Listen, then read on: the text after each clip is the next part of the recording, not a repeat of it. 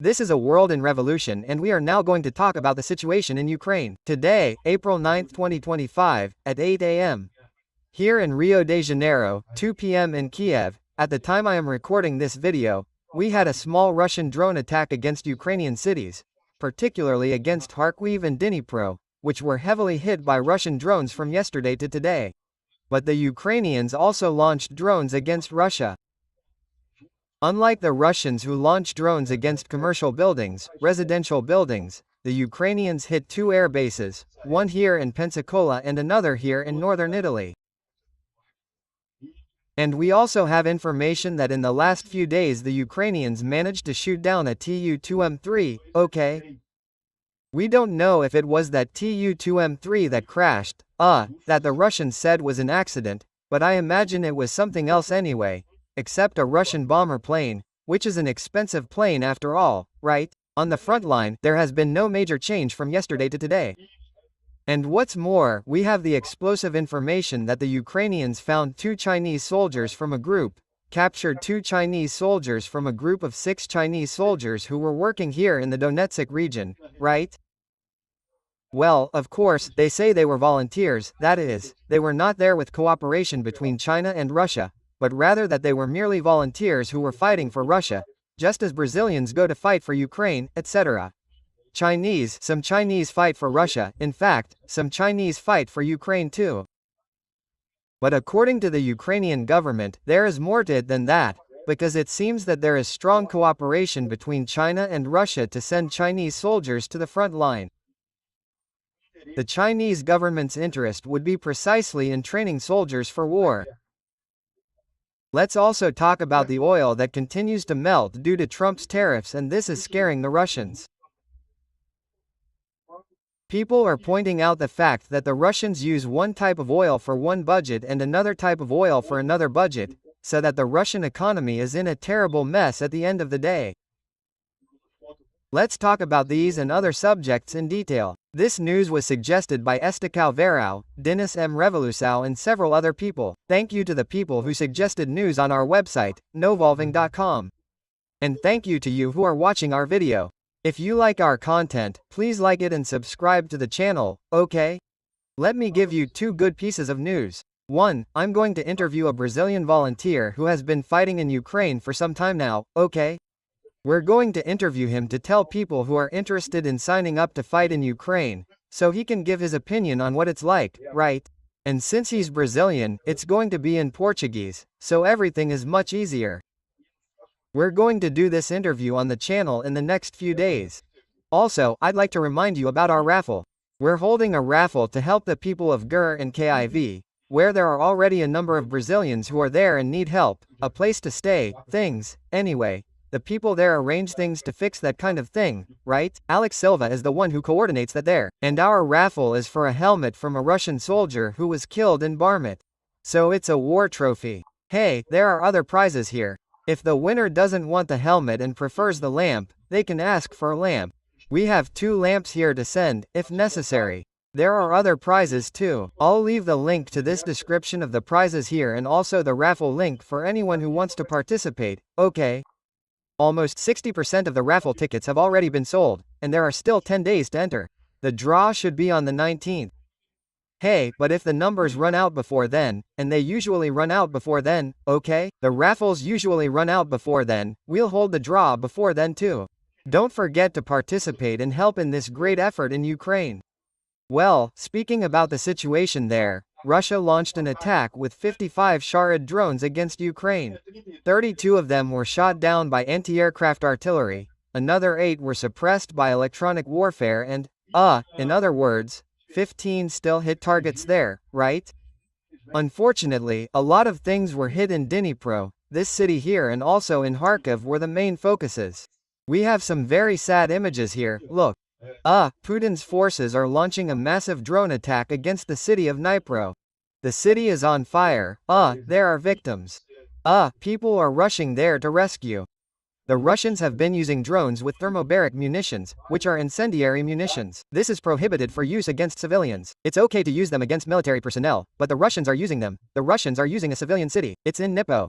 This kind of thing is absurd. Yet another war crime, yet another result of Trump's weakness in this story, right? Trump wanting to get out of this whole thing as the peacemaker, the guy who made peace. I don't know why he keeps bowing his head to the aggressor. The aggressor becomes more and more powerful. It becomes easier and easier for him to attack because Trump keeps bowing his head. Anyway, this kind of thing is absurd. And also in Kharkiv, there were a lot of things happening there in Kharkiv. Unfortunately, we've had this problem from yesterday to today, right? Once again, it's Trump's fault. There's no one else to blame for Trump in this story, right? If Trump had given Ukrainian aid, kept Ukrainian aid, stopped this nonsense of, oh, let's try to make a lame peace here that will never work, and had given weapons to Ukraine, this wouldn't be happening. Well, the Ukrainian drones also did some damage to the Russians, right? They started here in the direction of Anapa, near the Crimean Bridge, but crossing over to this side. And we had several places hit here, look. One was a massive attack with Ukrainian drones against several regions of Russia. According to the Russians themselves, there were about 160 drones that the Russians said they shot down, right? But not all of them were shot down. Some of them went to the Rostov and Voronezh regions. And there was also North Ossetia, right? So they hit things in North Ossetia. Several places were hit here. For example, this case here was in North Ossetia. It was a MDOV military base in the north. Well, which I have here. You can see that it is a military base with many and a lot of ammunition, right? With a large ammunition depot here. And in this position here, for those who don't know, South Ossetia is here. Look, this region here to the north of Georgia. So much so that South Ossetia is part of Georgia, but the north remained in Russia and the Ukrainians hit this region around here, right? So, here is the military base that was hit, and there is information about an explosion there. In other words, something was hit. Look, there were 160 Ukrainian drones. We don't have many images of what was hit by these drones. That's normal. The Russians have avoided showing these images, right, precisely because it compromises their security. There was also an attack here in the Pensa region. A military unit there in the Pensa region was hit. Pensa is this region here. Hey, here, look, Pensa, the Pensa Oblast. In this region here in Serdobsky, there was a Ukrainian attack here against a military unit. Apparently there was something here in Orenburg too. Let's take a look here. They also hit a Ukrainian drones hit an airfield in Orenburg, Russia. In other words, there were drones in a lot of places, Ukrainian drones in a lot of places in Russia from yesterday to today. But unlike the Russian drones that hit civilian targets in Ukraine, the Ukrainian drones targeted military units there in Russia, right? Well, and we now have official information that a few days ago, due to successful actions, a Russian strategic bomber Tu-22M3 was destroyed. That's what Commander Syrsky said, right? The commander of the Ukrainian armed forces, right? He was about to land when he was hit by a drone. The cost of this plane is $100 million. That's the thing. Well, there was in fact a Tu-22M3 that crashed. It must have been an accident because it was there in Irkutsk. Irkutsk here, look, it's in this one. It's almost reaching the Irkutsk. This oblast here, almost reaching Lake Baikal, in Mongolia, in China. In other words, it is very far away. It is very unlikely that a drone would leave Ukraine and come here to hit this place. That does not mean that it is not the same plane. Why? Because the Ukrainians also carry out infiltration operations. They enter Russia with drones. I have already explained to you why Ukrainians find it easy to pass themselves off as Russians. It is difficult for a Russian to pass themselves off as Ukrainian, but it is relatively easy for a Ukrainian to pass themselves off as Russian. Many people here in Ukraine, in the east of Ukraine, there in Kharkiv, speak fluent Russian. They sound to Russians like someone with a Belgorod accent, and Belgorod is a Russian city right on the other side, so it is really very close there. So the Ukrainians are able to infiltrate and launch drones from Russian territory. So it could have been this same Tu-22M3 that crashed a few days ago here in Irkutsk. Or it could be another new one, we don't know, right? He is saying here that there was one that was destroyed by a Ukrainian drone. Just as the jet was about to land, it was hit by a drone, and that would have been the end of that plane, right? Well, I'm here, look, people here said that it was the one that was destroyed, right? Well, it doesn't seem like it had just landed and our drone hit it. Anyway, we don't know exactly what happened in the case of the one that crashed in Irkutsk. The crew managed to survive, but the pilot died. So it's something strange, because if it were a plane stopped on the ground, there would be no one there, right? You would hardly kill the crew. On the other hand, if it was about to land and was hit by a drone, it would be unlikely that anyone on the plane would survive, right? It could be another case, really. Let's wait for more information, but in any case, it's still good news that a Ukrainian operation destroyed a Tu-2, right? Well, the Ukrainians also bombed a Russian bunker there in Kherson. Oh, and they destroyed several artillery soldiers and commanders there in the Kherson region. Here's the big explosion in that bunker over there in the region, right? Really fast. It looks like a missile, it doesn't look like a drone, but anyway, we don't know. What happened here? Anyway, this Ukrainian attack here in the Kherson region is good news, right? We have news that the Ukrainians advanced there in Terezivitsa, in the Donetsk region. It's near Toretska, it's near New York. So the Ukrainians retook an area here that the Russians had taken over there in the region. Another small Ukrainian advance. Again, there's no big change, okay? It's all small advances, both on the Russian side and on the Ukrainian side. It doesn't change anything on the front line. There was also a Russian attempt to advance there in the region, but in the end it wasn't successful. Here are all the armored vehicles being destroyed by Ukrainian drones. Well, they lost 5 tanks, 3 armored vehicles, 6 vehicles and 53 infantrymen in this Russian attempt to advance here somewhere on the front line in the region of the 72nd Ukrainian Mechanized Brigade, right? The Russian offensive in Sumy and Rakiv has already begun according to Commander Serkiy, right? As we said, or as Siski had already said on another occasion, the Russians are planning a major offensive here in Sumy and Rakiv this summer. Summer hasn't started yet, but spring has already begun. The winter ice has already started to melt. It's still quite cold in Ukraine, the mud season hasn't ended there yet, but it seems that the Russians have already started their offensive here in Sumy and Rakiv. So far, we haven't seen any major changes on the front line, but we are concerned, right? Well, we have some interesting news, okay? One problem that the Ukrainians are having is the following. The Russians have very few drones. So, many Russians have been trying to capture Ukrainian drones, using electronic warfare to bring down Ukrainian drones and then using these Ukrainian drones against Ukraine, right, in favor of Russia.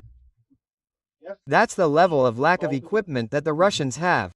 And the Ukrainians have been inventive in this kind of thing. They've already made a lot of changes. For example, to prevent reflashing, right? Because you have to, the first thing you have to do is reflash the ROM to remove any program that's on the drone, right? To put your program on the drone. Well, so the Ukrainians have done a lot of things like that. But another very interesting thing they've done now is to include a magnetic patch in the drones. And what does that mean? If the Russian manages to shoot down the Ukrainian drone in a way that, right, the drone can gain access to the drone explodes in 20 minutes. So, yeah, that kind of hurts the Russians. The Russians thought they had won the drone, they thought, look, they got the drone, look how cool, and, in the end, the drone explodes and ends up killing the Russians there, right? They have a 20-minute self-destruct timer. And besides, if you touch the drone, if you try to take things off the drone, it explodes too. So, these are excellent news, these security mechanisms that the Ukrainians have been using against drones, right? Once again what I'm telling you, this is progressing very quickly, this drone war is progressing very quickly, right? Another interesting piece of information here, the Ukrainians destroyed a Russian Merlin drone, which is a high-capacity drone, it's a surveillance drone, okay, it's not an attack drone. Here you can see the Russian drone and here the shadow of the Ukrainian drone, which is the one coming here. And the bomb is armed and evidently it ended up hitting the Russian drone and exploding, right? So, this is very interesting, showing that people had information about what the Ukrainian drone is like, right? It has the bomb here, the communication antenna up here and it's a common drone, a common quadcopter here, look. And in the end it hit the Merlin's wing and ended up here. Look, here's the video where they got this image. It hit the Merlin fell there, right? So, excellent news. The Ukrainians, sacrificed a cheap drone to take down an extremely expensive Russian drone, a high-capacity Russian drone. Yeah, this is excellent news, right? Another piece of information we have is the new anti-Shahed drone, the Ukrainian Shahed Interceptor. It has already proven effective, it has already destroyed 20 Shaheds, as well as another 10 reconnaissance drones in the last 2 months. It can reach speeds of up to 200 km per hour and fly at an altitude of 5 kilometers.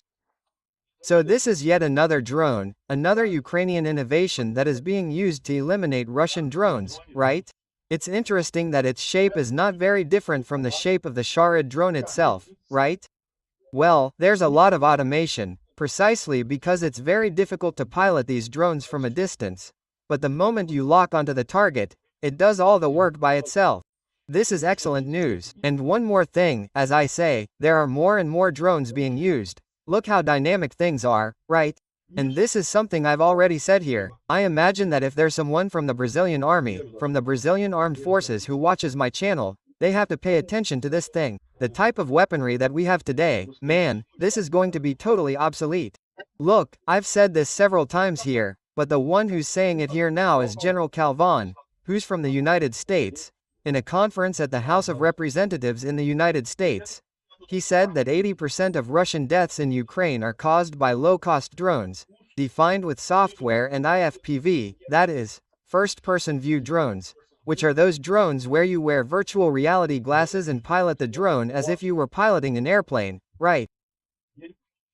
And he said here in the United States Congress, if the United States doesn't start investing quickly in rapid, scalable drone capacity to achieve this change, we're going to lose the next war before it starts.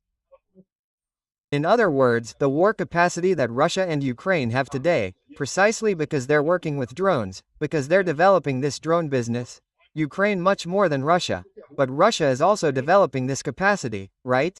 When the United States goes to war with Russia, they're worried that it's going to be a war, an atomic bomb, and so on. Forget about an atomic bomb. Nobody's going to drop an atomic bomb. That's not going to happen. The problem will be drones. With drones, the Russians will be able to cause a lot of damage wherever they try to attack the United States or any American ally, right? So that's really the problem. And remember, it's not a very elaborate drone, it's not the American Mk9, that really special drone. It's a cheap drone, it's a cheap drone that's making a difference in the war, right? Talking about the big news of the day, which is that the Chinese were captured by the Ukrainians, right? So Zelensky made this post here. Our military captured 2 Chinese citizens who were fighting as part of the Russian army. This happened on Ukrainian territory, in the Donetsk region. Identification documents, bank accounts, bank cards and personal data were found in their possession. We have information that suggests that there were more Chinese in this unit than just these 2, right? We are verifying these facts and doing the intelligence part that is working on this case. We have instructed the Ukrainian foreign minister to immediately contact Beijing and clarify with China how China intends to respond to this. The involvement of Russia with China along with other countries directly or indirectly in this war in Europe is a clear sign that Putin does not intend to end this war. He is looking for ways to continue fighting, and this definitely requires a response from the United States, Europe and the entire world, right? The captured Chinese are now in the custody of the Ukrainian Secret Service and they are investigating other things, right? So, here is the Chinese speaking and people are finding it funny that he says a lot of commander bum au bum bum bum. In other words, it seems that people are communicating almost with gestures and I don't know what else, because obviously communication through language is difficult. Now, and of course, this Chinese guy may be there in Russia merely as a volunteer, that is, he may not be an asset of the Chinese government. This is a possibility, in fact, in the same way that you have Brazilians, Colombians and other nationalities fighting on the side of Ukraine and also on the side of Russia. And this does not mean that the Ukrainian government, the Brazilian government is in the war in any way. You can also understand it the same way. These guys are merely Chinese, who are fighting there as volunteers, and there is no involvement of the Chinese government. However, what people are saying here is that there is evidence that this is not the case. There is evidence that there is collaboration between the Chinese government and the Russian government, in this case, for the training of Chinese soldiers. You know, China has military plans against Taiwan, and one of the problems that China has is precisely the fact that it has not participated in a major war for a long time. And the last major wars it participated in, it lost, right, which was in Vietnam and so on. So, China is very interested in having soldiers with war training, practical war training. This is a very important thing, and apparently this is what is being done according to information from the Ukrainian Secret Service. And then if it really is a cooperation program between the Chinese government and Russia, things change, right? You may actually have indications that China is collaborating with Russia in this war. This is a particularly worrying thing. The people explain the situation here, right? They talk about the data they have, right? And here, look, more information here. Well, Zelensky says that we have information that there are significantly more Chinese in the Russian units there. We are investigating. In other words, the indication is that there is more than that, right? And oh, China has been criticizing Vance and Trump a lot. You know, the United States is creating a trade war against China. China is considered an enemy by the United States, and Ukraine is showing, look, if you want to fight against the China, Iran, North Korea axis, you have to include Russia in this story too. Russia is on the same side as these people, right? Well, here, look, Zelensky said that the United States is aware that Ukraine captured 2 Chinese people involved in combat on Russia's side. And this raises concerns, said the US State Department, right? So, the Americans are aware of what is happening and the concerns they have about this. And we also have information that Zelensky said in his speech that the United States needs to pay attention to what is happening today. This illusion they have that Putin, oh no, Putin is doing some little thing here without any problems. I don't know what. It's a wrong view. Putin is the guy behind the axis of evil. You have to be careful with this guy. I hope there are still people aware of this in the Trump administration, right? The Trump administration may not have already completely sold out to Putin. If it has already sold out to Putin, there is nothing that can be done. But this is clearly an attempt by Zelensky to point out this problem to Trump, right? Since Trump doesn't care about Ukrainians dying or Russia bombing Ukrainian cities, who knows, maybe he cares about the fact that his enemy is sleeping with another enemy of his. This could harm the United States later on, right? Because on the other hand, there are the Russet gang that are around Trump trying to convince him that Ukraine is the one that is in trouble, along with China. I don't know what else. Just look at that idiot Russ David Sachs saying here that after China, the country that is exploiting us the most is Ukraine. We send him hundreds of billions of dollars and we get nothing in return. This was a project of Biden's corruption. If Zelensky doesn't sign anything that we put in front of him, well, they have to lose this. Ukraine has already given up on American help at this point. It doesn't make any difference. But people are pointing out here that what he's saying is a mistake, right? Well, in fact, all the aid to Ukraine totals $50 billion. People say a number of 100 billion, but only because there are things in that number that were overestimated in value. The Pentagon itself later corrected that number. The total was $50 billion. And in the end, that's very, very little compared to what the United States loses with Russia, with China and with other countries in the end. It's the opposite. By investing in Ukraine, the United States is destroying the Russian military in a way that would cost much more to do otherwise, right? So, this is absurd, but it's important to note that there is a group of Russians on Trump's side who are trying to lead him down a pro-Russian, anti-Ukraine path. If he goes down that path, he'll get screwed even more than he already is. I hope Trump is smart about this, right? Here, look, an American congressman, Don Bacon, from Nebraska, saying that Russia and China are laughing at us today, because we fired the best leaders we had and put people linked to Russia in high positions within the American army, right? In other words, these people who are on Trump's side are infiltrating American intelligence. They are infiltrating the American army. This is really worrying, right? And that's my view of this story. I've already told you, they are suffering from the same problem as Bolsonaro's gang here in Brazil, which is believing in Russian propaganda, thinking that Russian propaganda is effective on the internet. But it's not, it's no use, there's no need for it. Trump didn't win because of Russian propaganda. And the proof of this is that they tried to use Russian propaganda to elect the guy from Wisconsin, the Wisconsin supremacist, and they lost badly. In other words, Russian propaganda is much less effective than it seems, but they are selling to Trump that it is crucial. Maybe they're also selling the idea to the pro-Bolsonaro people here in Brazil that Russian propaganda is crucial and so on. Let's see what happens. I hope these people heal. When I say this, some people accuse me of being pro-Trump. No, you're praising Trump, you're taking Trump down, you're saying he's being deceived. No, my friend, my observation is pragmatic. If he's a Russian asset, then what's the point? He's already in Putin's hands, there's nothing more to say. There's a possibility that this is the case, okay? There's a possibility that he's being deceived and that he's wrong. He's wrong. I'm not questioning that. Trump is wrong. Trump is siding with Putin. There are two possibilities. Oh, he's a Russian asset and then we'll just sit around and cry for 4 years, huddled together, waiting for his term to finish. I have nothing else to do. There's no other alternative in this, right? The alternative is exactly what Zelensky is doing, including presenting points of view that contradict this to Trump himself.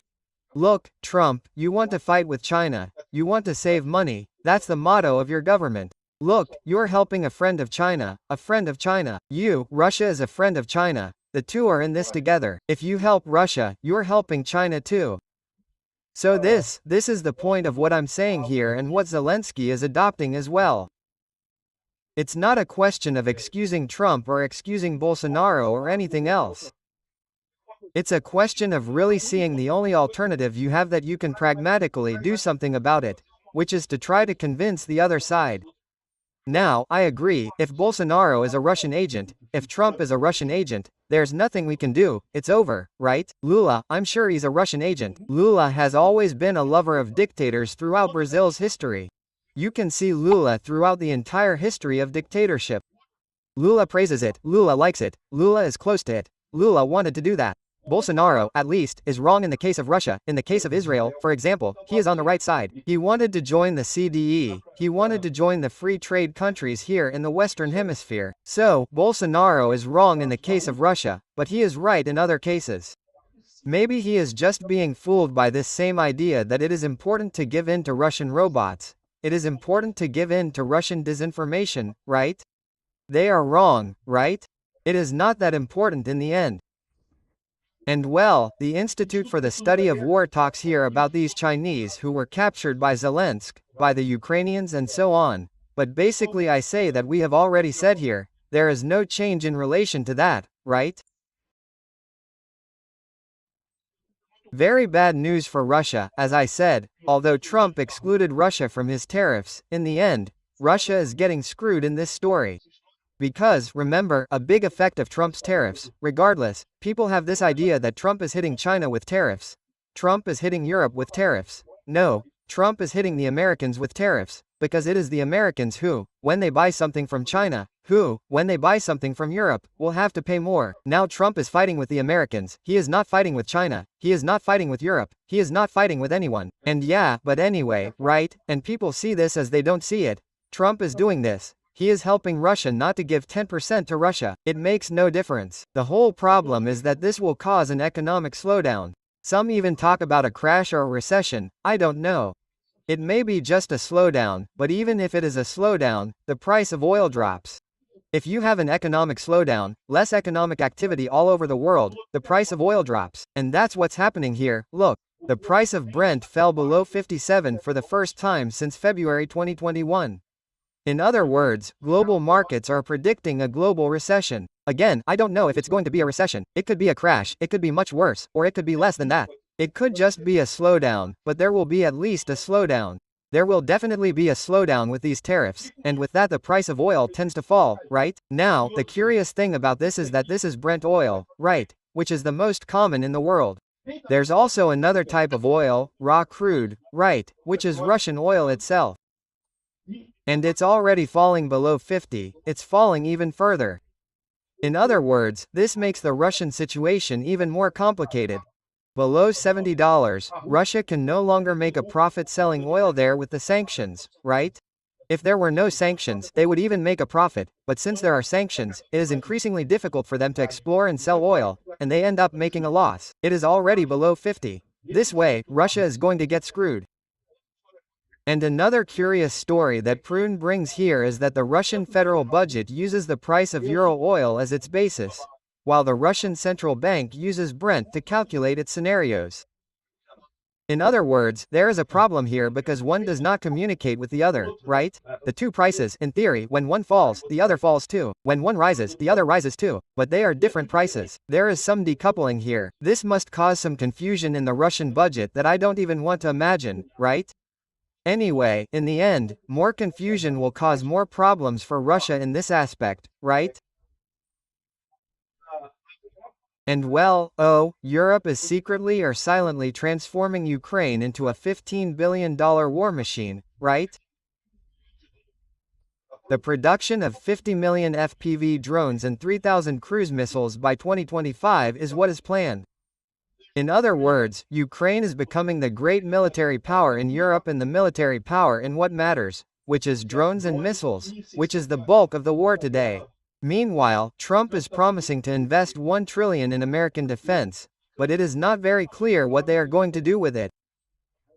They will probably hire more jets and cars and expensive items, but in the end what is really making a difference on the front line is cheap drones.